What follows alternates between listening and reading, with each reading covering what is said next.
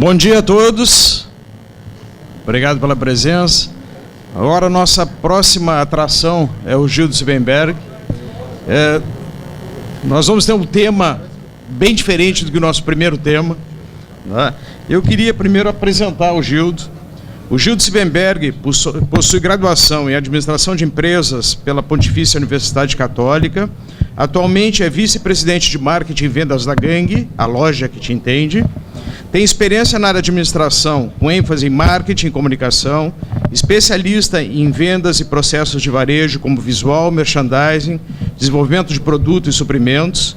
Foi diretor de marketing do Esporte Clube Internacional, na área de licenciamentos e franquias. É professor de graduação no curso de Administração de Empresas e pós-graduação nos cursos de Moda, Trade Marketing, Branding, da SPM, Escola Superior de Propaganda e Marketing. Professor nos cursos de extensão de moda e branding da Fevale e consultor focado em vendas e estruturação de equipes. É um desafio bastante grande estar aqui. Às vezes, quando eu escuto um pouco do currículo, assusta, porque a gente acaba desenvolvendo uma série de atividades em pouco tempo de vida. Eu estou com 33 anos. Ao mesmo tempo, é legal ver um monte de gente conhecida aqui da comunidade, as professoras, mãe de amigos e colegas em geral. Mas quando o Seba me convidou, eu liguei para ele e disse, cara, como é que eu vou falar de marketing para a comunidade, né? Porque o meu viés, a minha veia é marqueteira, é comportamento do consumidor, é consumo, compra, venda. E ele disse, não importa, porque a gente precisa entender um pouco de como talvez atrair e reter voluntários para diversas instituições da comunidade. E a gente não deixa de ter um produto nas mãos, que é o judaísmo, é agregador, e, de certa forma, como encorajar esse engajamento da comunidade em prol de uma causa única, né? Eu vou falar um pouco de causa, vai dar para entender um pouquinho melhor depois. Eu só vou pedir licença para vocês, vou ficar de pé, porque acostumado a dar aula é difícil eu ficar sentado. Vou tentar me mexer um pouquinho. Bom, quando a gente fala de comunicação, na realidade, a gente está trabalhando um processo de informar as pessoas o que a gente está vendendo, o que é o nosso produto e por que ele deve ser consumido. A gente está trabalhando as relações entre as pessoas. Como qualquer relacionamento, a compra e venda ela precisa ser alimentada. Eu comparo uma relação de um casamento, de um namoro, de uma amizade. As pessoas se relacionam em geral. E isso acontece das diversas formas que a gente pode imaginar. Mas o mais importante de passar essa mensagem é que a gente entenda que o consumo faz parte da nossa sociedade. Consumir alguma coisa de qualquer forma. E, na realidade, não tem problema da gente comprar. O legal dessa história é a gente entender por que a gente está comprando. Eu costumo dizer que todos nós caímos que nem patinho em alguma promoção, em algum evento, quando a gente compra alguma coisa naquele impulso inicial e depois a gente nem se dá conta que comprou, ou a gente se dá conta e fica feliz com a compra. Cair que nem patinho não é feio no marketing. Na realidade, esse é o trabalho de nós, marqueteiros, que estamos lá atrás pensando em como fazer os clientes cair que nem patinho, mas cair legal, cair gostando, consumindo com produto e uma entrega legal. E a parte mais legal dessa história é quando a gente consegue se dar conta que estamos caindo que nem patinhos na hora da compra. A gente compra mais feliz, entendendo o porquê que a gente está comprando e porquê que aquele produto toca a gente dessa maneira. Acho que supermercado é um grande exemplo, e a gente vai falar um pouquinho sobre isso. E eu gosto muito de observar o comportamento de nós todos comprando no supermercado, porque lá está concentrado centenas de marcas concorrendo entre si na prateleira, e num pequeno segundo tentando chamar nossa atenção para sair da prateleira e cair dentro do nosso carrinho. A gente para na frente de uma gôndola de sabão em pó, tem 5 ou 10 marcas. Por que uma delas vai para o nosso carrinho? É porque ela lava mais branco? Talvez. Mas por que ela lava mais branco? Porque tem todo um trabalho de comunicação ao longo dos anos por trás daquela caixa que diz que lava mais branco e que a gente acaba tendo essa percepção de valor da marca e acreditando que ela lava mais branco. Só que as marcas elas não se vendem sozinhas, elas contam uma história. Pegando esse exemplo que eu acabei de dar do sabão em pó que lava mais branco, qual é a ideia de contar uma história? Eles trabalham uma linha de comunicação mais recente em propaganda, eu estou falando do Omo, obviamente, onde eles têm trabalhado com as crianças se sujando e valorizando o brincar e se sujar. Ou seja, tenha uma infância feliz, te divirta e faça qualquer coisa que tu quiser, te suja, porque a gente garante a tua roupa limpa de novo. Então, isso é contar uma história, isso é conseguir trabalhar um conceito de comunicação, não só no que o meu produto faz na última linha, que é deixar a roupa limpa, mas estimulando que as pessoas brinquem, as crianças se divirtam, sem pensar no problema que pode ser uma roupa suja. A roupa suja existe e o produto que está aqui por trás serve para limpar caso ela suje. Vamos ir um pouquinho aqui, eu vou tentar passar para vocês algumas ideias em relação a isso. Hoje a gente vive numa sociedade onde a gente tem muitos produtos similares. Essa frase eu gosto de ler, e vocês também já devem estar lendo, ela é de um livro chamado Funky Business, de 2 autores que eu só consigo dizer o nome do segundo, que é Jonas, o primeiro deve ser alguma coisa, que é, alguma coisa assim. Mas a sociedade de excesso tem um excesso de empresas similares, que empregam pessoas similares, de formação similar, com ideias similares, que produzem coisas similares por preços similares e de qualidade similar. Então, a foto talvez traga uma essência dessa similaridade do bebezinho e da estátua. Por que tantos produtos iguais, um deles acaba sendo a nossa preferência, se são todos absolutamente similares? Porque as marcas conseguem construir exatamente isso que eu estou comentando com vocês, que é uma causa. O que é uma causa? Eu sempre pergunto por que as organizações existem. Existe um autor americano chamado Simon Sinek, depois a gente vai ver o que ele chama de círculo de ouro, e ele trabalha um conceito de por que, o que e como tu faz as coisas.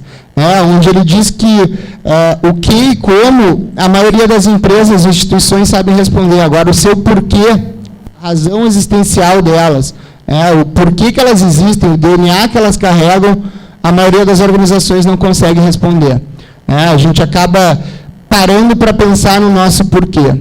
E acho que esse evento que reúne as entidades judaicas, ele ainda tem mais valor no sentido do que esse livro traz. Porque o livro traz uma ideia de causa, onde a gente tem que se engajar de alguma maneira com algum objetivo em comum. E não existe, na minha percepção, nenhum lugar onde a causa maior, o engajamento maior, exista, senão o trabalho voluntário. O trabalho voluntário, ele acaba permitindo e dando essa ideia de que as pessoas estão lá porque querem. Não há um ganho financeiro, há um ganho de causa, há um amor por estar fazendo aquilo em prol de uma comunidade ou em prol de um objetivo comum e específico. As empresas trabalham da mesma maneira, só que em contrapartida as empresas remuneram. Então, na realidade, a questão de causa faz com que a gente, como diz aqui, ela acaba sendo uma razão, motivo, uma origem, um princípio de alguma coisa que a gente está defendendo. As pessoas que acreditam na mesma ideia necessariamente têm que acreditar no mesmo sonho. Então, tanto no ambiente empresarial quanto no trabalho comunitário, a gente tem que buscar para perto da gente, enquanto equipe de trabalho, pessoas que acreditem no mesmo sonho que a gente. E é literalmente isso, é o mesmo sonho. Pode parecer um pouco brilhoso ou bonito demais essa ideia, mas não é. Se no trabalho, muitas vezes as pessoas remuneradas não acreditam na mesma causa da empresa que elas estão trabalhando, não tem como a gente buscar um resultado e entender o porquê dessa organização. Um exemplo legal de entender isso é um fenômeno de vendas que todos nós conhecemos atualmente, que é a Apple. A Apple tem os seus iPhones, seus iPads, os seus de todas as naturezas. A Apple é uma empresa que explodiu no mercado basicamente de 10 anos para cá e cada vez mais forte. Mas ela já existia antes. Mas mais do que ela, as pessoas que hoje trabalham na Apple, elas não vieram de um disco voador, de um planeta desconhecido, com referências de tecnologia que ninguém jamais tinha visto. Os empregados, os funcionários da Apple hoje são pessoas que certamente trabalhavam em outras empresas de tecnologia antes, talvez na Microsoft, na Dell, na IBM, empresas vizinhas. Mas por que trabalhando na Apple elas conseguem produzir mais, entregar mais? porque eles acreditam no mesmo sonho de entrega de um produto absolutamente diferenciado e com uma base que busca a facilidade no uso, né? Para quem tem algum brinquedo, porque a Apple nos dá brinquedos, né? Eu também digo que a Apple, ela, entre aspas, é quase a prova de burros, porque basta tu ligar um aparelho deles e eles funcionam. Tu não tem mais nada para fazer. Basta tu clicar e ele é absolutamente intuitivo. Então, quando tu traz para dentro de uma organização as pessoas que conseguem acreditar no teu sonho, elas produzem exatamente o teu sonho e ele vai para a prateleira e ele acaba impactando o consumidor. Então, acho que, quando a gente pensa em comunidade, eu acho que é muito importante essa questão de causa, né? A Rosa Russovski recentemente me convidou aí para voltar a participar de algum evento da comunidade, da própria federação. Realmente faz uns 15 anos que eu estou um pouco mais afastado de trabalho comunitário. Na minha época de colégio, fiz todo o período de Razit, né? Cheguei a ser masqueiro da Razit antigamente, mas a gente pisca, passam 10, 15 anos, a gente vê que a gente se afasta um pouco de trabalho comunitário, não da comunidade, mas essa questão de causa eu acho que é muito importante, eu acho que essa mensagem é legal, e quando a gente quer que alguma coisa seja, exista ou aconteça, não existe nenhuma forma senão reunir um grupo em prol desse objetivo.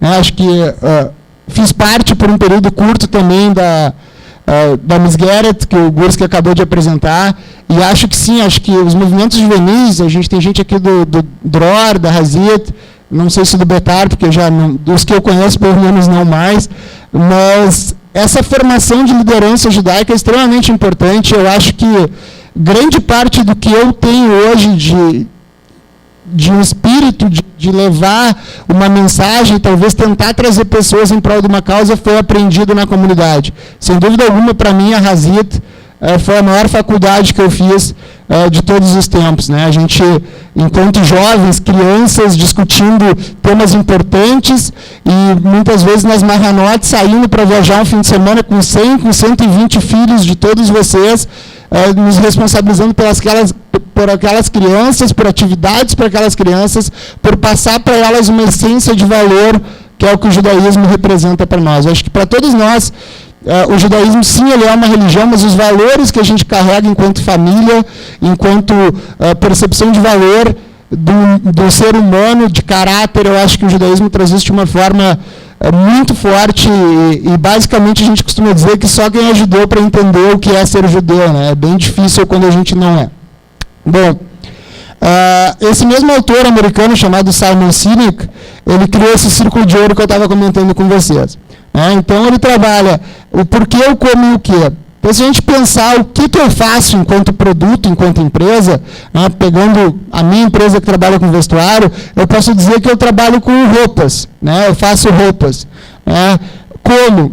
Eu faço através de fábricas, com tecidos de qualidade, com um ponto de venda adequado, com as lojas legais no shopping. E tá, mas por que tu faz isso? Por quê? O porquê é uma pergunta que deixa a gente um pouco com dificuldade na resposta. No caso da gangue, especificamente, que eu trabalho, o slogan, talvez, ao longo desses anos, ele diga muito o que é o porquê da gangue, essa pretensão de ser a loja que te entende.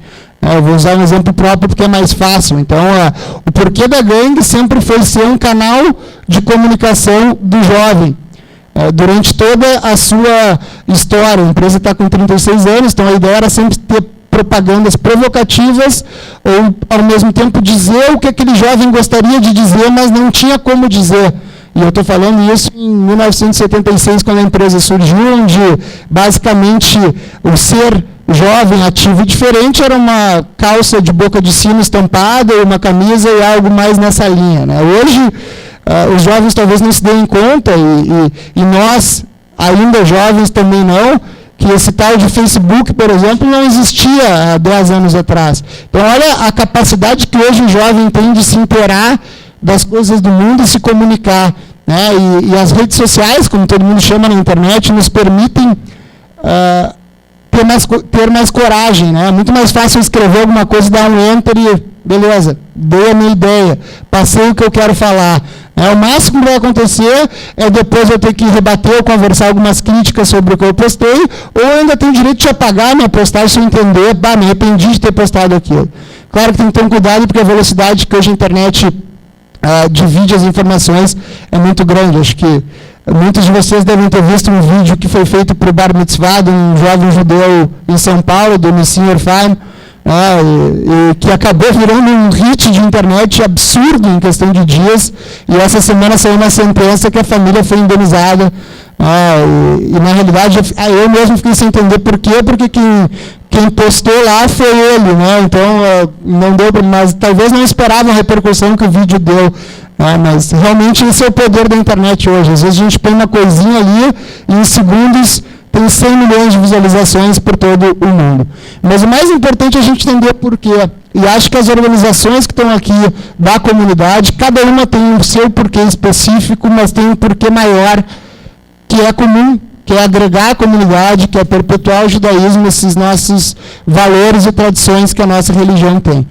Então, entendendo o porquê de cada instituição, acho que facilita muito o trabalho em trazer novos jovens, ou essa sucessão de gerações que faz com que as entidades da comunidade possam se perpetuar ao longo dos próximos anos. Então, acho que esse questionamento tem que ser constante, né? Por que a gente faz parte de uma organização, por que eu existo e qual é o grande objetivo dessa existência. E, por fim, essa questão do círculo de ouro, uma frase que esse autor fala e que é absolutamente verdade: as pessoas não compram o que a gente faz, compram por que a gente faz. E o compram aqui não é só abrir a carteira e pagar, e na realidade hoje o comprar está cada vez mais fácil nesse sentido, porque a gente não toca mais no dinheiro, a gente não vê o dinheiro, né? O dinheiro é algo que entra na nossa conta no final do banco, a gente acompanha o extrato na internet ou no caixa eletrônico e usa muito cartão, a queda do uso do cheque, etc. Então, hoje é uma senha, a gente compra, muito fácil, quase não dói. E, ao mesmo tempo, esse dinheiro fica circulando e a gente não vê. Mas não é esse o compra que significa, o comprar que significa nessa frase. O comprar aqui, em cima da causa que eu acabei de apresentar, é a ideia. Por que as pessoas vão se filiar ao movimento juvenil, ou à Misgueret, ou alguma instituição da comunidade? Pelo porquê da existência dessas instituições, pelo porquê de como a gente faz. Então, de novo, vamos tentar constantemente questionar em reuniões dos grupos o nosso porquê. No momento que esse porquê for entendido, a facilidade de agregar novas lideranças, eu acredito que vai ser bem maior. Entrando um pouco mais nessa veia de consumo, também desse porquê, a gente tem que constantemente perguntar quem é o cliente que a gente atende. E justamente por esses movimentos hoje que a internet possui, esse cliente muda muito rápido. Para algumas empresas esse cliente muda todo dia, para outras por semana, para outras por mês ou por ano. Mas entendendo quem é ele, o que ele quer, fica muito fácil de entregar o produto correto. A escolha dele pela tua marca. Tem um exemplo legal, que aqui eu tenho algumas fotos. Vocês sabem que negócio é esse? O que parece? Oi? Chocolate, delicatessen, café, Starbucks. Agora, o muffin, apetitoso. Dá uma dica aqui em cima em inglês, é feito de 100% de ingredientes de qualidade humana. Aqui alguma ideia melhor? Isso é uma pet shop, gente. Isso é uma pet shop nos Estados Unidos que vende bolinho e muffin para cachorro. E esse é o presente do cachorro. Eu tenho uma cadela e para quem tem cachorro e é cachorreiro, faça um pouco mais sentido, mas esse é um exemplo que eu gosto sempre de trazer, porque ele traz exatamente isso que é o comportamento do consumidor. Quem tem cachorro sabe que o cachorro vai engolir esse muffinzinho em 3 segundos sem nem saber que é um muffin, mas o prazer do dono do cachorro em dar isso para ele é o que importa. E a percepção desse negócio, que chama-se Three Dog Bakery, que é uma rede americana, é justamente entender que o cliente está aqui. E que o produto para esse cliente está aqui. E qual é o meu porquê? É a garantia de que o produto que eu vendo aqui tem 100% de ingredientes com qualidade humana, que não é, talvez, um patê desses que a gente compra no supermercado para os cachorros, que a gente nem sabe o que tem dentro ali. Que acaba sendo um resto triturado, que é bom, o cachorro gosta, mas é um patezão. Mas aqui não, é qualidade humana. Mas por que esse negócio existe? Porque esse mesmo segmento entendeu que existem diferentes tipos de donos de cachorro. E esse comportamento varia de acordo com o que o cachorro representa na tua vida. É legal porque quando a gente consegue se comunicar com um cliente verdadeiro, a gente acaba ganhando a confiança, talvez, do cliente pagador. A minha cadela ia numa pet e acabou trocando, porque a veterinária saiu, também tem um link com o veterinário nessa questão. Mas eu me lembro de um dia que eu cheguei em casa, o nome da minha cadela é Ducha, Gorducha, e tinha uma carta no correio, Canina Ducha. E eu disse, não, posso estar louco, tem uma carta para o cachorro aqui, não pode estar acontecendo isso. E eu abri a carta, curioso, eu brinquei com ela, tu quer abrir? O bicho não sabia nem o que estava acontecendo, mas eu abria e era da pet shop que ela ia, só que a carta levava para ela, Ducha, oi, tudo bem? Uma lambida, uma coisa assim para ti, uma patada. A gente queria te lembrar para avisar o teu dono que a tua vacina tal vence dia tal. Uma ação absolutamente simpática da pet shop, porque a gente acaba esquecendo de dar a vacina para o cachorro, e é uma carta para o cachorro que não é para o cachorro, é para o dono. Por quê? Porque quem tem que ser conquistado nesse caso é o dono. Porque a pet shop boa para quem tem cachorro é aquela que quando a gente entra com o cachorro, a pessoa que nos recebe se ajoelha e fala cachorrês com o cachorro. Cachorrês é aquela linguagem bobalhona que dono de cachorro fala. Porque o cliente é o cachorro. E no momento que eu perceber que a pet shop está tratando com carinho o meu cachorro da mesma maneira que eu trato, eu estou com a confiança adquirida naquele negócio e vou passar a ser um cliente frequente. Mas entendendo um pouco melhor essa ideia, eles fizeram uma pesquisa dividindo o cachorro em 5 tipos de cachorro para a gente. O primeiro é o cachorro como um neto. E aqui, independente de faixa etária, é o que eu, dono de cachorro, dou para o cachorro. Quem tem o cachorro como neto, dá tudo para o cachorro, porque os avós dão tudo para os netos. Então, esse cliente aqui, ele gasta em média R$600 por mês, o cachorro toma 2 banhos por semana, come as melhores rações e tem roupas e brinquedos de forma constante. Depois tem o cachorro como um filho. Eu dou as coisas, mas às vezes eu digo não. Então aqui já é um cliente que gasta um pouco menos, é um banhozinho por semana, ainda tem seus brinquedos. Depois é o cachorro como irmão, gasta um pouco menos, o banho um pouquinho mais espaçado, e tem aquele olhar de lado, irmão, eu amo, mas eu brigo, mas está lá, é meu cachorro. Mas o mais interessante aqui para mim entender é o último, que na realidade são as pessoas que têm o cachorro como cachorro mesmo. Que são poucas, mas tem. O que é o cachorro como cachorro? Se gastar, gasta R$50 por mês. O banho, quando dá, é em casa, porque muitas vezes é de chuva, já que ele está no pátio. E se ele come comida de gente, é o que sobrou da mesa lá, faz um bem bolado com arroz e essa alimentação do bicho. Esse cachorro como um cachorro, hoje ele está mais extinto. Eu me lembro quando eu era criança, nós tínhamos um sítio, tínhamos cachorros lá que eles eram cachorros. E naquela época se fazia polenta e arroz para o cachorro comer misturado. Hoje tem milhões de variedades de rações, etc. Petisco, bifinho, linguicinha. Tudo isso em cima da indústria pet, que cresceu muito, porque o animal de estimação ele passou a ser um elemento muito forte da família e cada vez mais as pessoas o têm. E é um bicho que dura em média 10 a 15 anos e muitas famílias ainda renovam esse animal de estimação dentro de casa e comprando outro. Mas é interessante a gente entender que pet shop não é tudo igual. Aparentemente elas são, mas para quem que elas trabalham? Qual é o foco delas para conseguir entender o meu porquê enquanto pet shop?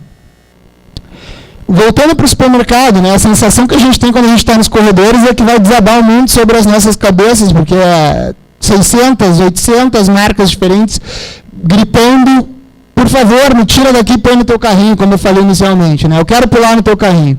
O supermercado hoje ele tem tentado ser um ambiente de compra cada vez mais prazeroso. O que isso implica? São corredores mais espaçosos, uma iluminação adequada, uma climatização, aquela musiquinha gostosa rolando lá no fundo, que a gente escuta, mas não escuta. Eu estive no Zafari ontem, já está rolando musiquinha de Natal, já tem um clima mais família. Para quem já teve a oportunidade de conhecer o novo Zafari do Bourbon Valley, eu vou falar um pouquinho sobre ele. Para quem não teve, vale a pena conhecer, porque quebrou um pouco o padrão do que era o Zafra. Então, em termos de layout, aquela coisa pesada, de muita madeira, cores escuras, o novo Zafra do Bourbon Valley, ele é mais claro, a iluminação é mais forte, os corredores são um pouco mais amplos, né? E, na realidade, o supermercado ele trabalha com uma organização de produtos que a gente não se dá conta. Mas o grande objetivo dele é que a gente compre massa, molho e queijo ralado. Estou dando um exemplo genérico, mas é aquela associação onde eu possa pegar 1, 2 ou 3 produtos que têm uma correlação entre si para um consumo depois. Então, esse é o papel do supermercado. Então, eu tenho que arrumar ele de uma certa forma que faça sentido para o meu consumidor. Um exemplo legal também de trazer é o papel toalha. O papel toalha ele acabou virando um pano descartável, na realidade, dentro das nossas casas. A gente usa ele também para limpar alguma coisa do cachorro, para limpar alguma coisa dos filhos, netos, derramou bebida no chão, papel toalha. Na realidade, o papel toalha, ele, exercendo esse papel de pano descartável, ele tem que estar presente sim na seção de papéis, mas ele também pode estar presente na seção de panos. Por quê? Porque no inconsciente da nossa cabeça ele faz parte de um pano descartável. Então essa associação de onde colocar cada produto no supermercado é muito importante. A gente não sabe, mas por trás das cenas existe um patrocínio das grandes marcas por estar na ponta da gôndola, na frente do corredor, na altura das nossas mãos. Existe toda uma organização feita onde o produto supérfluo ele está na altura das nossas mãos, enquanto o produto necessário ele está mais baixo. Por que ele está mais baixo? Porque eu vou comprar igual. Eu preciso comprar um amaciante para umas roupas, eu vou me abaixar. Agora, aquele chocolatinho que eu estou passando e me deu vontade, tem que estar na altura da mão para entrar rápido para o carrinho. Então, essa organização do supermercado é legal. É legal de parar. Tem dias que eu vou passar a tarde dentro do supermercado só enxergando vocês e todos nós comprando. Um dos lugares que eu mais gosto de ver é a gôndola de shampoo. E é legal o shampoo, porque mais as mulheres do que os homens, todo mundo abre a embalagem para cheirar. É engraçado porque às vezes o pessoal se empolga no apertar e ainda suja o nariz. Então tu consegue observar isso acontecendo no supermercado. Mas a gente compra o shampoo nesse momento pela essência, pelo cheiro, que ele tem, pelo aroma. E claro que aquele aroma vai mudar em contato com o couro cabeludo de cada um, e é difícil às vezes a gente sentir aquele cheiro. Para os homens que têm cabelo mais curto, menos ainda. Acho que o dia que eu mais sinto o cheiro do shampoo é quando eu vou cortar o cabelo, quando a gente está deitadinho lá no salão, que de alguma maneira a gente sente, porque tem alguém passando na gente, aquele cheiro é melhor. A gente com aquela sensação, mas eu não consigo encontrar um shampoo que tem cheiro de cabeleireiro. É que lá a gente consegue sentir um cheiro um pouco melhor. Mas o shampoo, ele vai para o carrinho dessa maneira. E reparem que todas as embalagens de shampoo, todas, sem exceção, tem a palavra novo. Não tem nenhuma escrito velha. O que é novo? Eles mudam uma essência que a gente nem sabe o que é, mas não sei o que dá mais brilho, não sei o que deixa mais novo. Sempre tem um balãozinho. Por quê? Porque a gente quer novidade. E é isso que eu digo, a gente cai que nem patinho, mas vamos cair olhando aquele novo e sabendo, me pegou, mas tudo bem. Eu estou te botando dentro do meu carrinho. E o shampoo ele tem alguns estágios, mais legal no final da vida dele dentro dos nossos banheiros. Quando ele está quase acabando, a gente costuma virar ele de cabeça para baixo, para ter aquelas últimas 2, 3 apertadas. E tem o último estágio, que é o estágio aguinha, que a gente ainda joga um pouquinho de água para dentro dele, dá aquela sacudidinha e põe na cabeça. Talvez pareça um pouco maluco, mas essas coisas que eu sou apaixonado por enxergar e entender por que a gente se comporta assim. De novo no super, por que na hora de comprar pão francês ou cacetinho aqui para nós, tem gente que pede mais clarinho, tem gente que pede mais escuro, tem gente que pede o meio do caminho. São gostos diferentes. Por que o supermercado já não divide o mais escuro, o mais clarinho e o outro? O que é o mais escuro? Um que ficou 1 minuto a mais no forno. E às vezes tem o mais escuro no meio dos mais clarinhos, que é o cascudo, aquele pão da praia de Capão lá, que só ela tem. Que não é só porque lá, porque a gente está de férias, o gosto do pão de férias é melhor do que o gosto de pão em Porto Alegre, então tudo isso influencia. Mas por que já não se faz o produto específico para cada tipo de cliente? Essa é a ideia que a gente tem que buscar sempre. Esse conceito, dentro do supermercado, ele saiu do que se chama marketing, passou a ser chamado de trade marketing. Eu só trouxe aqui para ilustrar, mas é justamente isso, é a capacidade das empresas em maximizar a visualização e a diferenciação desse produto no ponto de venda. É como acender um holofote em cima daquele produto e tu está passando por uma gôndola e tu só olhar para ele e não olhar para outros mais. Um exemplo recente legal foi a Colgate, que lançou uma pasta de dente, e eu perguntei isso em aula, talvez alguns de vocês também, mas eu acho que na aula, gente, sem brincadeira, deu 80% dos alunos tinham comprado essa pasta de dente nos últimos meses. Alguém de vocês comprou ela ou não? Não. Caímos que nem patinho. Por quê? Porque em meio a uma sessão onde as embalagens de pasta de dente eram todas iguais, a Colgate trouxe uma brilhosa, né, refletiva, uma caixa um pouquinho mais gordinha que as normais em termos de tamanho e com a promessa de uma luminosidade branca, né, onde o branco ainda tem a estrela maravilhosa, que, ou seja, sorriso Rede Globo, não tem como não ficar com esse sorriso. Então a gente não compra um produto em si, a gente compra a expectativa que esse produto vai nos entregar. E aí fica muito fácil, uma caixa bonita dessas vem para o meu carrinho. E ainda quando a gente chega em casa, a gente abre, e a bisnaga dela também é bonita, ela fica de pezinho, não é a pasta de dente convencional que fica de lado. Então isso é mexer na embalagem, isso é mexer na essência de um produto, que muitas vezes a gente não se dá conta, de novo, cai que nem patinho e vai para o nosso carrinho. Outro exemplo legal é a própria Aquarius, né? Quando surgiu essa moda aí também de uns 6, 7 anos para cá, das águas aromatizadas, né? H2OH, né? Aquarius, entre outros. Naquele momento, a rede que faz ela, a Coca-Cola, optou em transformar Sprite, que também é um refrigerante com sabor limão, em azul, para tentar diferenciar Sprite dos demais concorrentes, que todos trabalham na linha verde. Isso é uma mudança de estratégia de embalagem. Desculpa. Mas a Aquarius, então, que era uma água, e essa água aromatizada, para quem toma, ela tem um pouco de gosto de Sprite ou de Tim também. Tim nem tem mais, eu acho, mas 7-Up, tem Tim ainda. Tá. Mas esse gosto de limão aromatizado não é água, é refrigerante. Essa ideia de Aquarius, colocar a palavra aqua no nome, ou H2OH, colocar H2O, dá a impressão de que é uma água, mas não é. Qual é a diferença dela para essa? Mas nessa mudança eles precisavam tornar Aquarius mais moderna, mais saudável, para quem tem hábitos preocupados com a saúde, para quem vai na academia, e há uma mudança de embalagem drástica que a Aquarius deixa de ser essa embalagem tradicional e passa a ser essa. Percebam a diferença de impacto que tem de uma embalagem assim para uma embalagem assim, onde é o mesmo produto, mas essa embalagem ela tem um design arredondado, mais anatômico, o movimento do rótulo traz essa ideia de cores mais leves, de saúde e de exercício. E aí o produto pode cair no meu carrinho simplesmente por uma troca de embalagem. Outro exemplo legal, que eu sempre gosto de ver, é a briga dos caldos, né? Porque eu, pelo menos, nunca lembro se eu comprei Maggi ou se eu comprei Knorr. Eu acabo comprando mais Maggi por causa da galinha azul, porque quando eu era criança a gente ganhava uma galinha pequenininha de lembrança de uma galinha na saída do Zafari, as compras acima de tanto, tu ganhava uma galinha que botava no ovinho, então isso tudo é construção de marca ao longo dos anos, né?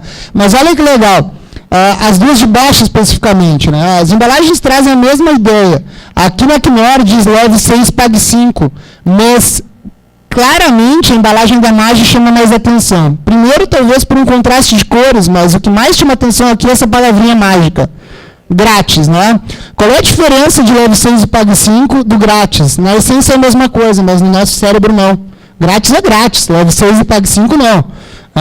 E eu acabo levando esse produto para o meu carrinho. Claro, aqui ainda tem uma diferença gritante de 79 para 1,20. O pessoal fala 40 centavos, sim, mas aqui a gente está falando de quase 60% de variação de preço, por mais que possa ser centavos. Mas a indústria desse segmento é muito rápida. Então, o Maggi está atacando lá, eu preciso mexer na minha embalagem. Deu menos de uma semana dessa foto que eu tirei no Zafari, o próprio encarte de 0 hora do Zafari trazia essa nova embalagem do Knorr. Onde basicamente ela trazia um cubo grátis, ou seja, a palavra grátis passou a fazer parte da embalagem, o preço ficou igual ao do concorrente, e vamos lá, vamos tentar vender caldo Knorr mais do que o caldo Maggi. Talvez não tenha dado certo, passou um pouquinho mais de tempo e veio esta nova embalagem. Vamos botar o azul também, porque daí a gente fica igual aos caras. Né? Ninguém vai se dar conta e aí lá naquela correria do supermercado eu vou acabar caindo no carrinho sem que o pessoal se dê conta. Então aqui ainda reforçou a palavra grátis, nos mesmos tons do concorrente, voltou com leve 6 e pague 5, né, que lá também tem, e a embalagem ficou um pouquinho mais próxima do concorrente. E depois a Maggi tentou talvez dar o troco com uma promoção, e aí vem o cuidado com as promoções em gôndola. Aqui já teve uma alteração de preço, mas aqui era uma promoção que dava carro, uma casa na praia, que a gente teria que olhar esse panfletinho aqui.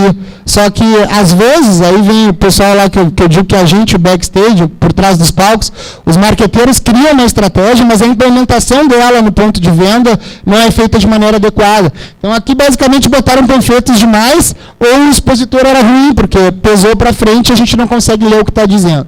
Mas essa guerra de caldos é bem legal. Comecem a observar isso, é um exemplo bem simples de olhar no supermercado. Né?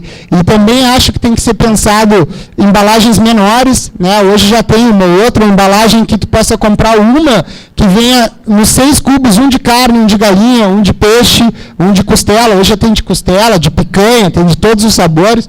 Mas porque às vezes a gente não consome, assim, para jovens casais ou para quem mora sozinho, não se consome caldo de galinha todos os dias, então isso também vence. Então é outro tipo de consumidor que tem que ser olhado. Essa é uma exposição de carnes, gente, no supermercado americano. Tá? Não vou nem comparar os nossos cortes de carnes, nosso churrasco com os americanos. Mas imagine uma exposição de carnes assim no Zafari. Imaginem Não dá vontade de comprar todas elas. São expostas sem aquele vidro na frente, né, mas com recuo, mas é uma montagem onde a gente fica com vontade de comprar cada um desses pedacinhos. Então, mesmo sem ter o corte de carne legal, o americano ainda trabalha esse estímulo de exposição do produto no ponto de venda de uma maneira mais adequada do que a gente. Então, isso vale para um folder, para um outdoor, para uma revista, para um anúncio, para qualquer coisa que a gente queira se comunicar. Como passar isso de uma forma atrativa para o nosso cliente? Eu trouxe um conceito não tão rápido, mas para a gente entender o que é marca. Né? A marca, de alguma maneira, eu sempre digo que ela marca. Ela tem que marcar nas nossas cabeças. Ela tem que marcar um ponto de simplesmente a gente ver uma imagem que eu acho que está depois. Então, vou primeiro dar o conceito.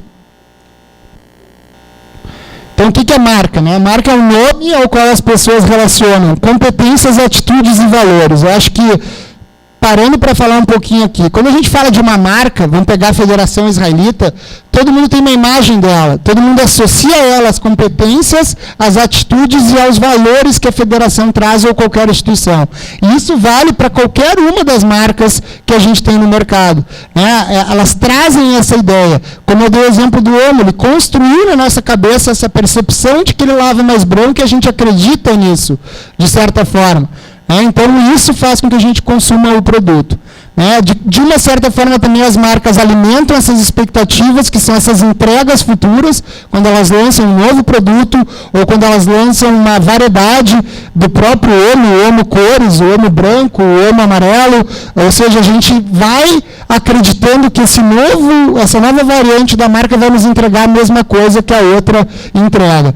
Mas, na realidade, isso só se materializa, só vira verdade com a experiência que a gente tem ao usar aquele produto. E comprovadamente entender e perceber e acreditar que ele lava mais branco. Né? Alguém aqui já fez o teste do lava mais branco em casa, de pegar 2 sabões em pó, sabões em pó, e colocar em 2 baldios e ver realmente qual lava mais branco? Eu acho que ninguém aqui fez isso. Né? A gente acredita olhando a propaganda.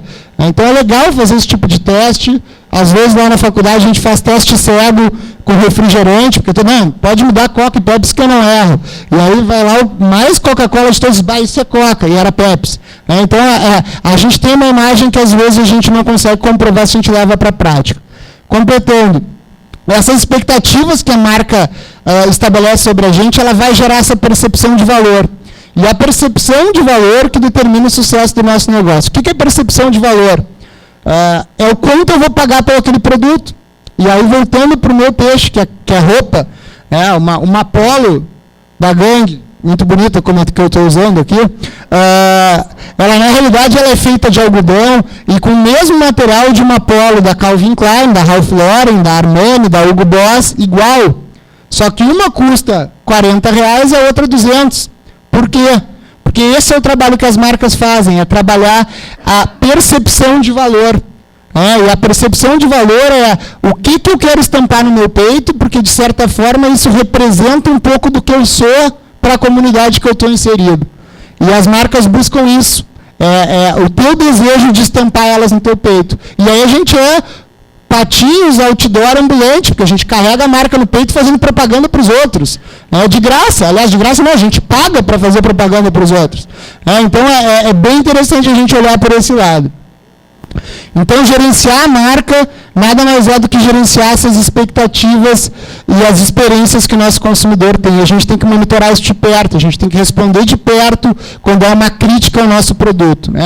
O saque, aquele serviço que o cliente entra, todos nós já sofremos na mão de uma operadora de cartão de crédito, telefone, TV a cabo, entre outras que a gente acaba ligando e fica... Ou quando a gente manda um e-mail, vem aquela resposta automática que todo mundo recebe a mesma. Esse cuidado com o cliente a gente tem que ter. Essa resolução de problemas a gente tem que ter. A coisa mais dolorosa para um cliente é comprar uma máquina de lavar, por exemplo, da Brastemp, na Colombo, estragou a máquina, tu vai lá na Colombo reclamar, e aí a Colombo diz, não, mas é da Brastemp. Sim, mas eu não comprei, eu comprei da Colombo. Então, um acaba jogando a responsabilidade para o outro e ninguém resolve o nosso problema. Então, há toda uma construção, mas também não há uma manutenção dessa responsabilidade. A gente tem que sustentar o valor do que a gente promete e entregar. A gente tem uma sessão de e-mails lá no site da empresa, e dentro do linguajar jovem, que é o que a empresa se propõe, tem uma sessão chamada Senta o Pau, que é o e-mail para reclamações. Esse e-mail é o que eu recebo direto e é o que eu respondo. Eu faço questão de responder ele, porque eu sei que se eu estou na frente do Senta o Pau, o problema tende a ser resolvido da forma mais rápida possível. E é muito legal, porque o cliente que de fato chega em casa, muitas vezes hoje do próprio shopping, senta o pau na marca, é porque ele te ama. A gente usa uma frase que quem ama, reclama. Porque ele se importa com a tua marca. Se ele não se importasse, ele não faria isso. E já aconteceu de eu estar no shopping, chegar um e-mail de um cliente que também estava no shopping, tinha acabado de sair da loja, pé da vida, sábado de tarde, e eu abri e eu respondi para ele na hora. E deu alguns segundos que eu respondi, ele respondeu o quê? Vocês estão me respondendo sábado de tarde e resolvendo meu problema agora?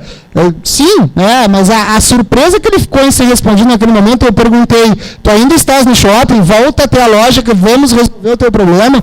Ele voltou sem acreditar no que estava acontecendo. Essa velocidade de conseguir superar, e não é nem superar, é fazer jus ao que a marca representa para qualquer marca. É isso que faz com que a gente se torne um pouquinho mais leal a algumas marcas. Hoje, os publicitários falam mais que a gente não casa mais com as marcas como antigamente. A gente nem namora, a gente fica, que é como a gurizada faz. Cada semana com uma, daqui a pouco troca, daqui a pouco uma te simpatiza mais, tu fica mais de 2, 3 semanas, mas são ficantes, como a gurizada chama. Marca, eu não preciso dizer nada, a gente olha para cá e todos nós a gente enxerga uma marca, sem ter marca. Apenas um formato de garrafa com uma cor, a maioria de vocês deve ter visto Coca-Cola aqui.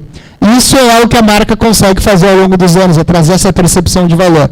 A Coca, inclusive, fez umas campanhas um tempo atrás que não tinha nem o vermelho, era só o contorno da garrafinha, igual as pessoas conseguiam ver Coca-Cola ali. Essa é a fila da Apple lá em Nova York, na noite que eles lançaram o segundo iPad. O pessoal dormindo na fila, de saco de dormir, devia estar frio, esperando a loja abrir, já no computador da marca, acessando a internet, porque aqui tem internet liberada nessa praça, mas passando a noite para comprar um produto de aproximadamente R$1.000. E mais do que passar a noite, no outro dia, quando a loja abriu, eles entram, que nem aquela briga pela mortadela lá no Big, todo mundo querendo uma promoção, mas o cara sai da loja assim, feliz da vida em ter gasto R$1.000 e exibindo um troféu, eu consegui. Que marca não gostaria de chegar a esse patamar, de ter gente dormindo na fila e no outro dia saindo sorrindo com um produto de R$1.000? É para isso que a gente tem que tentar trabalhar. E aí vem a pergunta então, a gente tem que paparicar ou entender o nosso consumidor. na realidade, entender. Essa é uma outra rede americana. Eu tenho mais uns 15 minutos. Alguém me dá uma noção de tempo depois, só, por favor. Chamada Target. Né? A Target ela é a maior concorrente do Walmart, que é hoje os donos do Nacional e do Big.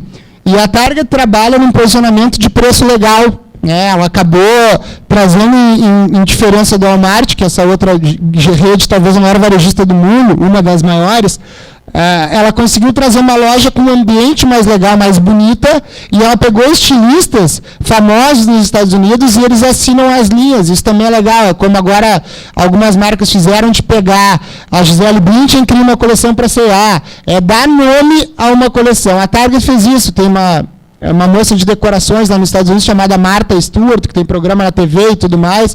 Ela tem uma linha de cama, mesa e banho inteira dela dentro da loja. E isso atrai o consumidor.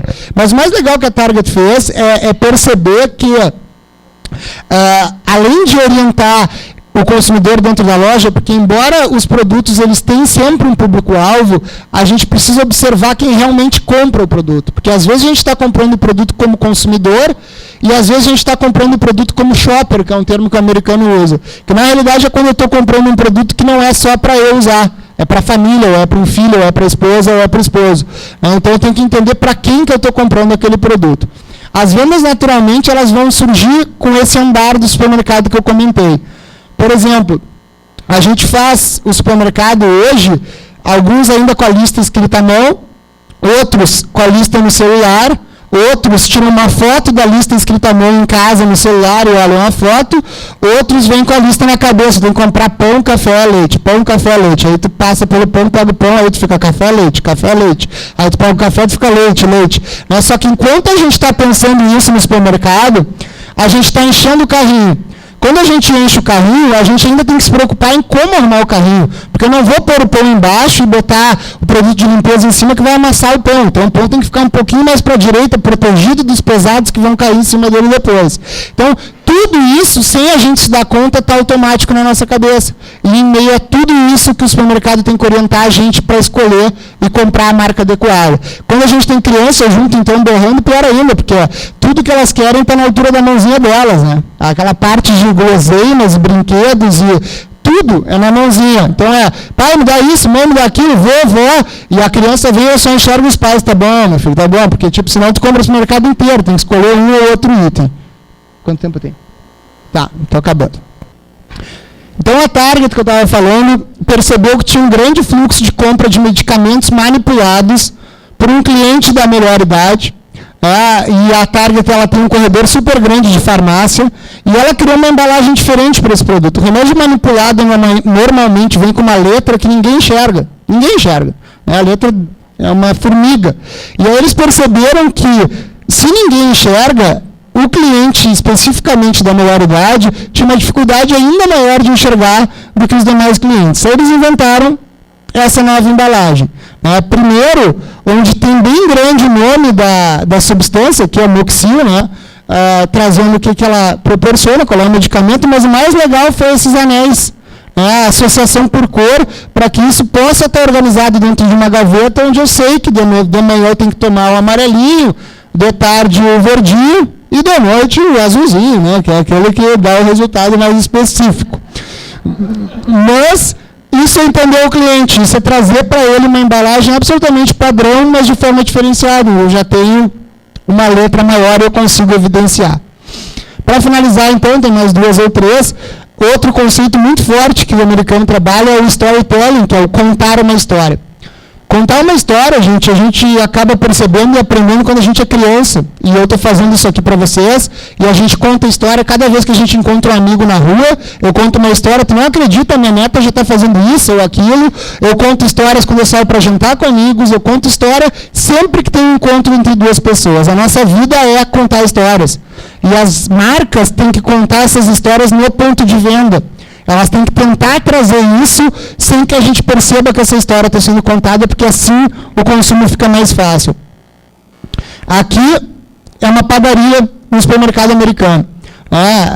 Percebam que a história está sendo contada de forma integral aqui. Lá no fundo a gente consegue ver o trigo que deu origem a todos esses pães. né? Aqui estão os ingredientes que fazem o pão. Aqui está a lenha que vai no fogão, a lenha que assou o pão. E aqui está uma decoração de cozinha, casa de campo, e aqui na frente estão os pães. Maravilhosos, bonitos, com iluminação em cima deles, mas sem que a gente perceba de uma maneira direta, é um cenário, como se fosse um teatro. Aqui eu estou contando toda a história de como esse pão foi feito, o que faz com que a pessoa queira de fato levar esse pão. Então, para qualquer produto, a gente tem que entender se a gente está contando essa história. E, por fim, tentar trabalhar da melhor maneira os 5 sentidos, que é o que acaba despertando, né, a nossa ideia de compra também. Quais são eles? Né? A visão, ela representa 70% da nossa percepção, é visual. Né? Quando eu mostro um pão aqui, a gente já imagina o gosto, ele quentinho, com uma manteiguinha, mas o inicial de tudo isso é a percepção visual. Então, ela é super importante. O olfato, se a gente conseguir trabalhar perfeito, quem é que já entrou no supermercado, não ia comprar pão, mas passou pelos pães, estava cheiro de pão quentinho e não pegou pão? Por quê? Porque nos pegou pelo cheirinho. Então, por que não programar horários de cheirinho de pão no supermercado?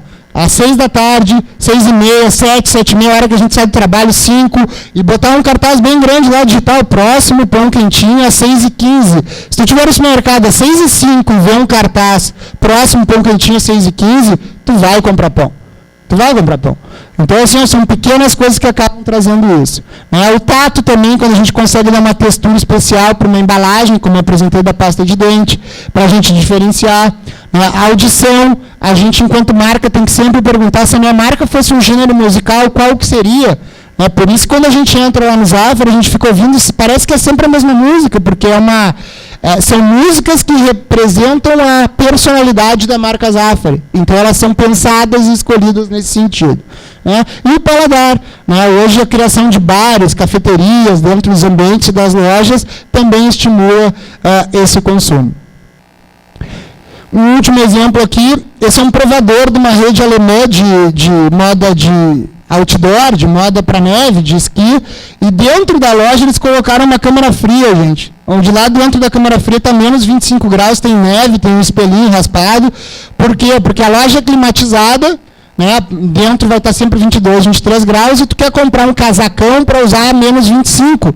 Então, onde é que eu vou provar um casaco para usar menos 25 numa loja que está a 25 graus? Tu vai botar, ele não vai ter uma sensação boa, tu vai morrer de calor.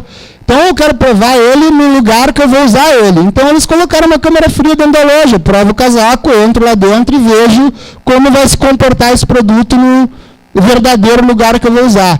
Uma ideia simples, não cara, porque não é investimento elevado, mas que faz toda a diferença. Mais do que isso, todo mundo que vai nesse provador certamente tira uma foto, mostra para os amigos, põe na internet. Então, acaba gerando uma ideia legal para a marca. Conclusões, então, fechando. A gente sempre tem que entender o nosso porquê, enquanto instituição, enquanto marca, enquanto comunidade. A gente sempre tem que construir e preservar a identidade da marca na comunicação.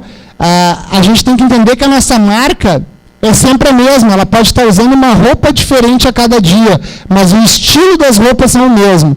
Esse é um perigo quando as marcas trocam de agência de propaganda, no sentido que a agência quer sempre reinventar e trazer uma nova proposta. Na realidade, o papel da agência é manter o DNA que a marca tem e levar isso adiante, trocar a roupa, modernizar a roupa, mas mantendo essa essência que a marca tem.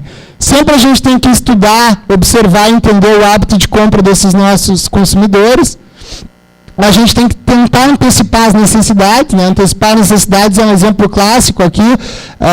Por que a Kodak morreu enquanto filme, enquanto máquina? Porque não soube antecipar uma tendência. Talvez, se fosse a primeira marca a lançar uma máquina digital legal, estaria aí. Por que a Olivetti, era uma máquina de escrever, não era Olivetti? Por que não é a maior marca de computadores hoje, se era a maior de máquina de escrever? Porque não soube antecipar essa tendência. Entregar sempre o que a gente promete, essa promessa de responsabilidade verdadeira para gerar valor ao nosso cliente e sempre manter e alimentar esse relacionamento como a gente faz com todas as nossas amizades, as pessoas que a gente gosta, a nossa família. Porque sem alimentar não há vida. A amizade, a relação, ela sempre é recíproca. A gente sempre entrega e recebe.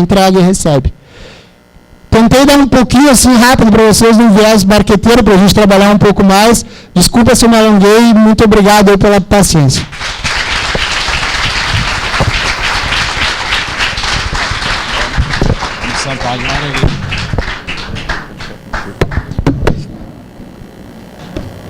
Queria parabenizar o Gildo. Agora eu entendi bem por que meu filho adora as aulas dele, né? E aí eu já estou vendo no semblante de alguns, por exemplo, a Celi já está pensando como lançar nova pioneira segunda-feira, né? Como dar marca, tem outros que já estão pensando. Então, quer dizer, o que nós temos que fazer agora, eu estou esperando também as perguntas de vocês, as colaborações, para nós iniciarmos uma discussão e também, muito mais do que isso, nós sabermos como decodificar tudo isso que o Gildo nos falou e como implementar e como agilizar o nosso pensamento em colocar novas coisas, novas mudanças, outras ideias e principalmente repensar valores e como impactar mais a nossa comunidade e cada uma das entidades, como elas buscarem e terem essa percepção de valor melhor para as pessoas que já trabalham, já se envolvem com ela, mas principalmente para agregar cada vez mais. Então, uma coisa importante, antes de receber aqui as perguntas, porque as causas, tá, e o trabalho das causas, eles basicamente estão em função de benefícios. Então, esses benefícios, como que eles são impactados para as pessoas que trabalham por essas causas e, principalmente, como elas vão avaliar os resultados do seu trabalho. Então, isso é uma coisa muito importante. Então, essa é uma primeira pergunta que eu tenho para o Gildo, saber o seguinte, porque a gente falou, por exemplo, ele comentou muitas coisas de uma forma super apropriada, essas questões. Mas eu gostaria de saber a tua opinião, como que a gente pode, por exemplo, mensurar, avaliar, acompanhar, e a gente ter uma avaliação concreta de como que a gente está, por exemplo, na mensuração dessas questões da percepção de valor, se a gente colocar para as questões da comunidade, das entidades, como que elas estão se saindo? Como se foi isso? Da mesma forma que hoje nós só temos em média 4% das pessoas reclamam por alguma coisa no varejo, por exemplo, é um dado antigo esse, né? Não sei se existem coisas novas, hoje aumentou sobremaneira com as mídias sociais, mas quando as pessoas, por exemplo, saem de uma entidade ou não se relacionam mais com uma entidade, por que isso aconteceu?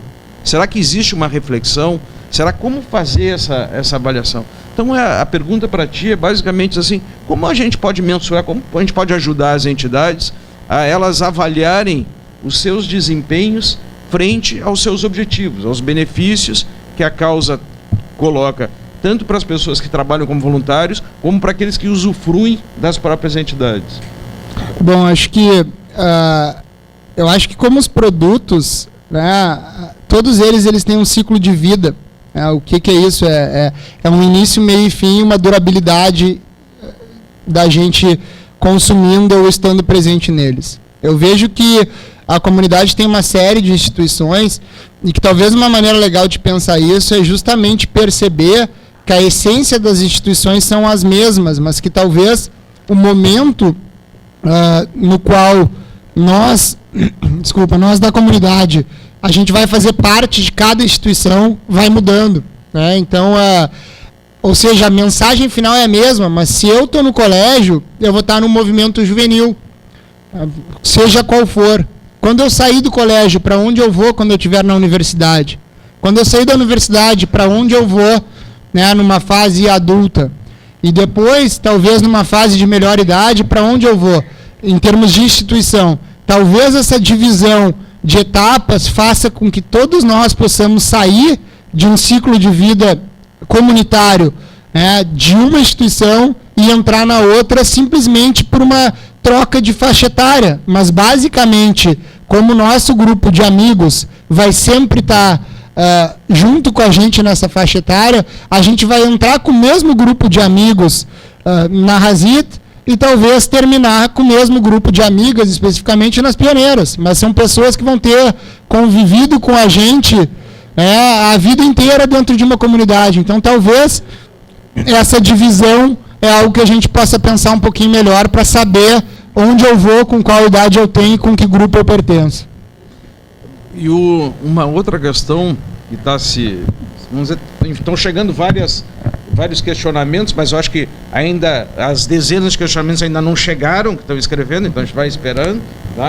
Mas uma coisa que é importante, e a gente está vendo, então estão chegando algumas questões, é que, como concretamente, por exemplo, que opiniões tu darias sobre como estimular, chama o cliente interno, e também como atingir, por exemplo, esse cliente externo ou usuário, como motivar. Claro que existem diferentes entidades, existem diferentes formas de se comunicar.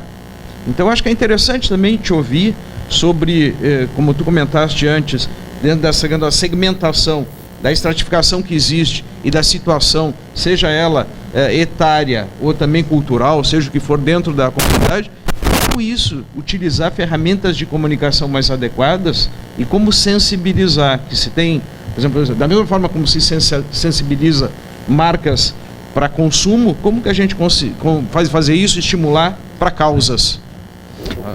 Eu acho que primeiro, reforçando o que eu falei, né, se for uma mudança de ciclo, se naturalmente o grupo de amigos ou amigas mudar de instituição, isso facilita. Mas mais importante é entender o que agrada essas pessoas dentro dessa instituição, né? Por que é legal estar lá? O que é legal de fazer? Na Rasita, acho que o movimento juvenil ele busca muito isso, porque a gente tem que, de uma maneira divertida, passar o sionismo e os valores da cultura judaica. Mas são através de gincanas, jogos, onde lá no fim tu faz aquele fechamento puxando um gancho de valor com alguma ideia. Então talvez alguns eventos, e aqui estou dando ideia que está vindo na cabeça, mas por exemplo, culinária judaica, né? Todos nós adoramos as nossas festas, né? Mas um curso de culinária judaica promovido por uma das instituições, ou seja, a gente vai lá se divertir, cozinhar, mas ao trabalhar a culinária judaica, a gente está trabalhando a nossa cultura, a gente vai conversar. Então, talvez, sair um pouco do viés formal só de discussões em prol da comunidade e desenvolver esse tipo de atividades, porque além de estar lá pela comunidade, a gente está lá porque a gente gosta, porque é um lazer. Então, transformar isso em um pouco mais de lazer possa ser legal.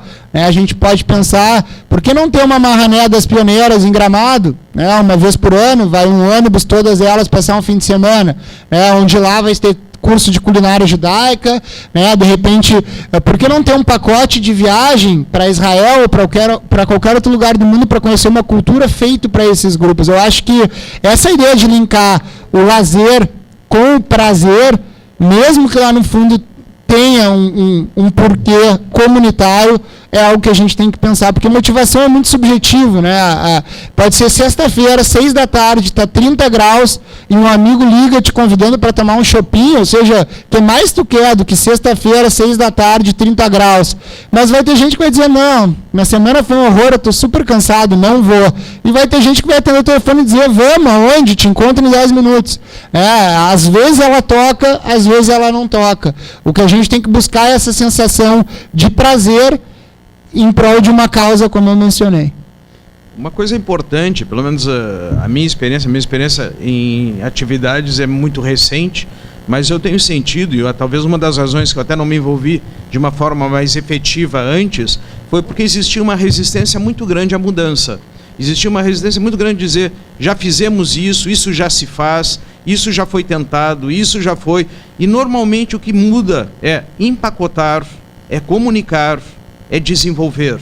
As coisas, praticamente tudo já foi feito e já foi pensado, mas foi mal entregue, mal comunicado, mal desenvolvido. Então, quer dizer, uma coisa que é importante é nós pegarmos o resultado que nós esperamos e saber isso empacotar de uma maneira e fazer um círculo, que a gente chama de círculo de ouro, eu particularmente chamo de círculo de valor.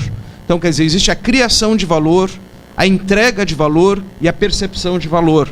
Então, quer dizer, o que acontece? Se nós sabermos, por exemplo, viagem, mas isso já se fez, já se tentou, não deu certo.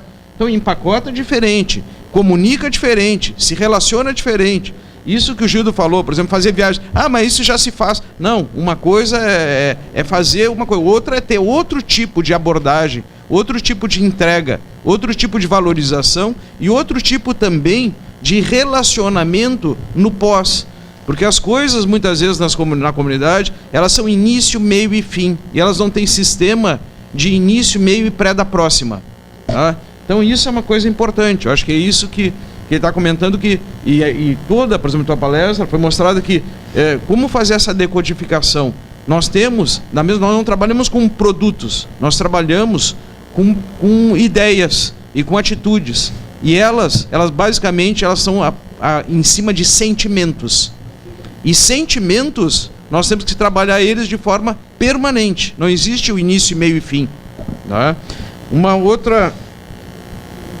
Tá difícil, tu não tem que pegar as outras que eu estou escrevendo, né? Estou chegando. Tá?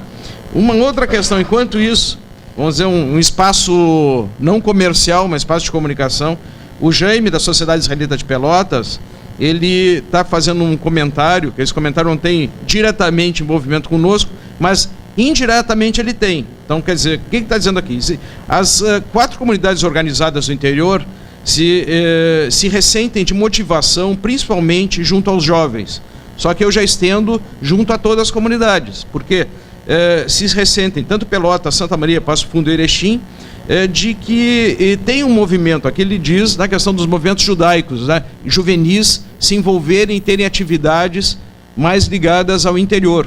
Mas eu imagino que todas as entidades, elas podem buscar interiorização e também atrair o interior para cá também, de uma certa forma. Então são coisas interessantes, porque senão a gente está falando, né? É tão pequena, mas de repente se nós juntarmos, estimularmos, e até porque nós estamos falando de imagem da comunidade judaica, nós não estamos falando de a comunidade judaica de Porto Alegre, nós estamos falando da comunidade judaica, a própria federação é a Federação Israelita do Rio Grande do Sul. Então, quer dizer, esse envolvimento, ele é fundamental, não só da Federação Israelita, mas de cada uma das entidades.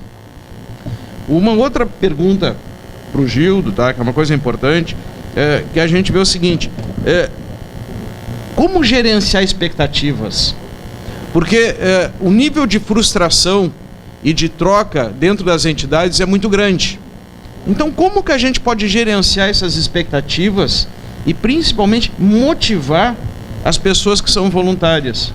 O que tu diria isso? Vamos dizer, como existe o estímulo, obviamente, tu comentastes, numa empresa mas mesmo numa empresa, a questão da motivação, envolvimento e comprometimento, ela tem limites muito fortes. Uhum. No voluntariado isso é muito maior.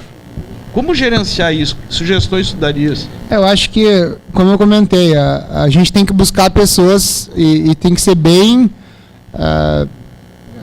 certo disso. Assim, a gente tem que buscar pessoas que acreditem no mesmo sonho que a gente acredita. Eu acho que empacotar esse sonho e fortalecer ele faz com que o olho de todo mundo que está lá brilhe, porque a causa é a mesma.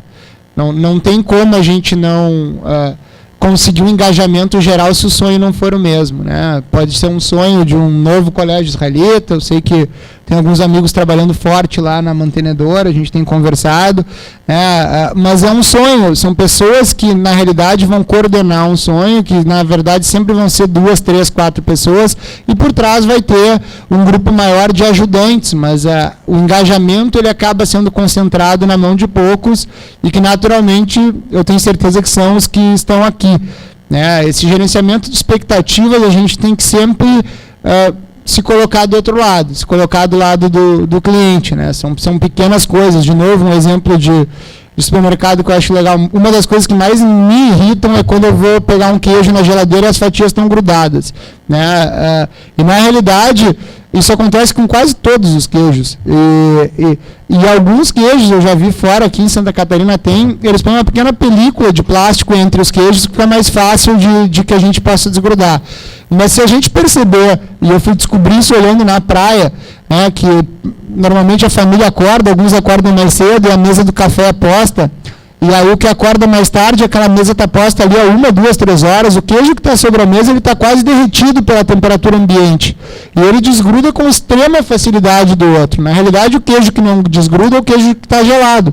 Então, são pequenas coisas assim que a gente acaba percebendo que, então se é isso, eu vou comer um sanduíche às 8, chego em casa às 6h30, tiro o queijo da geladeira. É uma bobagem, assim, um exemplo que eu estou dando, mas qual é o meu queijo, né? Como desgrudar esse queijo? E eu acho que eu tenho que pensar muito no que eu estou entregando para a comunidade, né? Na festa da rua, Talvez o pessoal da segurança estava falando aqui em trocar de lugar. Ela é tradicional, mas talvez uma troca dentro de um dos nossos clubes, dependendo do jeito que a gente montar isso, possa ser uma novidade ainda mais agregadora, não sei. Como tu está comentando, como é que eu vou empacotar e como eu vou entregar. Mas eu acho que a gente sempre tem que buscar isso, lembrar sempre da causa e ter perto da gente pessoas que de fato acreditem no mesmo sonho. O voluntariado não existe sem pessoas que acreditem no mesmo sonho, porque é voluntariado, senão elas não estariam lá. Elas já estão lá porque elas acreditam, mas eu tenho que fortalecer essa crença para elas entrarem de cabeça nesse sonho junto comigo.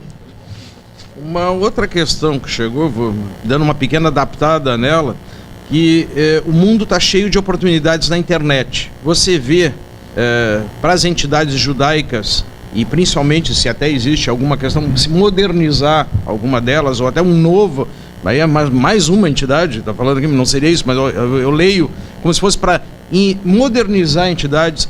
Que oportunidades pode se agregar a essas realidades novas, a visão de principalmente internet, e principalmente, já que as pessoas às vezes não têm tempo e não tem tudo, como utilizar essas novas ferramentas tecnológicas para começar a ter. E aí eu coloco mais uma. Por exemplo, a gente não conhece direito as entidades correlatas que atuam no Brasil e no mundo. Talvez a internet não seja uma forma também de estimular isso e botar isso não numa forma até virtual, mas numa forma não online, mas uma forma de disseminar e até aumentar esse impacto nas entidades, que praticamente todas elas têm vinculações mundiais. Como que daria? Qual é a tua opinião sobre isso? Eu acho que, sem dúvida alguma, poderia agregar bastante, mas, ao mesmo tempo, todos nós, por questões históricas, nosso povo muitas vezes se escondeu em cavernas, em locais para estudar, em cima de uma perseguição. A gente tem uma precaução e um pé atrás justo historicamente e ainda mais justo com as questões de terrorismo hoje, em termos de preservação. Então, eu me lembro, acho que a Cibra, acho que o Gershon foi um dos primeiros rabinos a ter Facebook, começar a dividir algumas coisas da comunidade. A minha primeira reação quando eu li, eu disse, mas está dando informação demais. O pessoal vai conseguir saber horário, eventos e tal. Então, acho que, sem dúvida, a internet ela tem muito a agregar com esse intercâmbio das comunidades. Na nossa época de Hazit, e acho que o Dror também tinha, Betar, a tal da Marrané Central, que era numa determinada idade, quando nós éramos mais velhos, onde se encontravam no mesmo local o pessoal de Porto Alegre, São Paulo, Rio e Montevidéu. Isso era esperado por todos, era a graduação do movimento juvenil. Mas, de alguma forma, se a gente conseguir, através da internet, juntar isso com a precaução de segurança, que daí eu deixo para o Gurski ali, para o pessoal, para o Edo e para todos eles ali que sabem isso, mas na realidade o Salvador, meu companheiro de ataque, está fazendo uma brincadeira com o Salvador, que jogamos futebol juntos um tempo, aí a gente se divertia. Mas como fazer isso de uma maneira segura para a comunidade? Não sei, um cadastro, onde tenha que ter um login, um acesso, alguma identidade que possa fazer com que a gente se sinta um pouco mais protegido, porque é muito fácil, de explodir, como o exemplo que eu dei do vídeo do Nissim. De certa forma, pode ter muita gente que ridicularizou o judaísmo em cima daquele vídeo. A gente não sabe, ele é engraçado e tal, mas qual é o impacto que ele teve para a comunidade na última linha. Mas, sem dúvida, a gente tem que pensar na internet, porque ela é uma realidade cada vez maior, não tem como não pensar nela. Existem várias entidades que já estão fazendo essas ações, A própria Cibra se desenvolve, por exemplo, dissemina os seus cultos na internet e atinge o mundo, Então são coisas importantes. Eu estou dizendo mais nesse sentido também, no sentido também de ter não só de nós disseminar-os, mas também nós conhecermos. Então são coisas importantes. Eu acho que falta, a sensação que me passa é que falta também informação de uma forma mais geral, que talvez existem específicas dentro de cada entidade, mas essas entidades, para captarem mais valor frente à comunidade como um todo, elas disseminarem o que são coisas importantes para serem conhecidas, para ter mais percepção de valor. Acho que a divisão de tarefas também é algo legal, A gente realmente às vezes não tem tempo para abraçar tudo, mas pequenos grupos de trabalho dentro de uma mesma instituição, como foi apresentado aqui na abertura do evento, cada um responsável por uma atividade dentro da instituição, é algo que certamente só tem a agregar. Então tá. Queria encerrar agora, agradecer o Gildo, muito obrigado pela tua participação, acho que foi super importante para, no mínimo, mexer muito com a cabeça das pessoas, para elas abrirem, pensarem, refletirem, e também, no mínimo, quando forem ao supermercado, vão se lembrar da gente. Vão. Tá? E também te passar um presente que não foi comprado na confeitaria canina, tá? Tá. Mas ela é um belo chocolate para adoçar teu final de semana. Obrigado. Muito obrigado.